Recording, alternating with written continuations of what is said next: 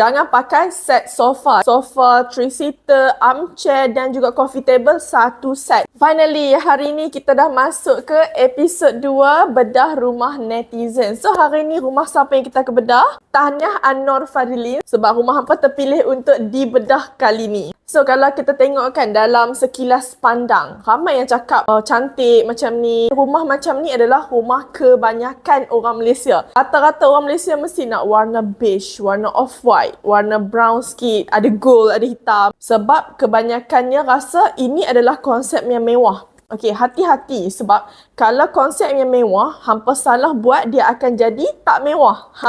So, Fila nak ajak hampa macam mana hampa nak tweak sikit je. Sebenarnya rumah An-Nur Fadlin ni dah cantik. Cuma sikit sahaja minor tweaks, dia akan nampak extra cantik. Seeloknya kalau hampa nak nampak macam ideal lah kan, janganlah beli satu set. Coffee table ni ambil lah design lain kan. Kalau katakan hampa suka kayu, ambil kayu. Kapet besarkan sikit, corak kapet okey, tak mengganggu mata. Seeloknya kapet tu kita ambil colour yang lain sikit ke. Ingat Fila bagi tips hari tu apa? Ingat 3 tips ni. Colour, texture dan juga pattern. So dekat sini kita nampak ada colour tu macam tak berapa nak naik sangat. Dekor pillow tu boleh cari yang warna blue sikit ke ataupun yang ada corak-corak sikit.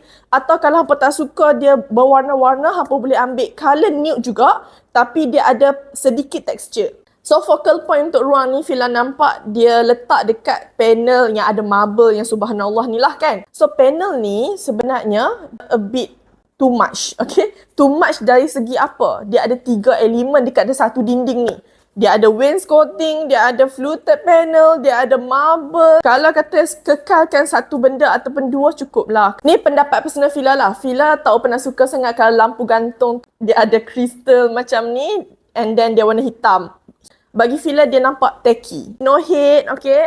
Just pendapat personal Fila. Kalau kata hampa nak nampak lebih wow, carilah chandelier dekat kedai tu kan. Nampak kristal dia tu cantik. Dia turun tu nampak cantik. Lagi satu wall lighting dekat belakang kan. Dekat panel tu ada 2 kan.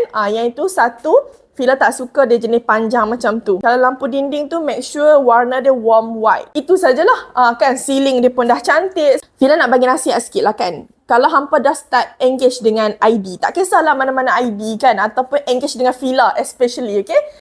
Tolong jangan gatai tangan, duk pi add to cart, check out mana-mana sofa lah kan. Lagi beli sofa 3-seater, surprise Fila. Alamak. Sebabnya hampa dah engage dengan Fila, hampa menunggu slot sahaja. Jadi tolong bersabar, tunggu slot hampa, nanti Fila akan bagi tahu barang apa yang hampa patut beli. Sebab apa? Bila hampa dah engage dengan ID, lepas tu hampa pergi beli sesuka hati hampa, hampa tak boleh expect ID tu tolong susun untuk hampa tahu. Sebabnya ID dia akan propose apa yang terbaik untuk hampa. Kalau hampa nak engage dengan ID, jangan buat benda ni. Dan kalau hampa belum engage dengan ID, hampa nak hire Fila. So ingat, klik link kat bio dan Fila akan contact hampa dalam masa 48 jam. Okay, bye!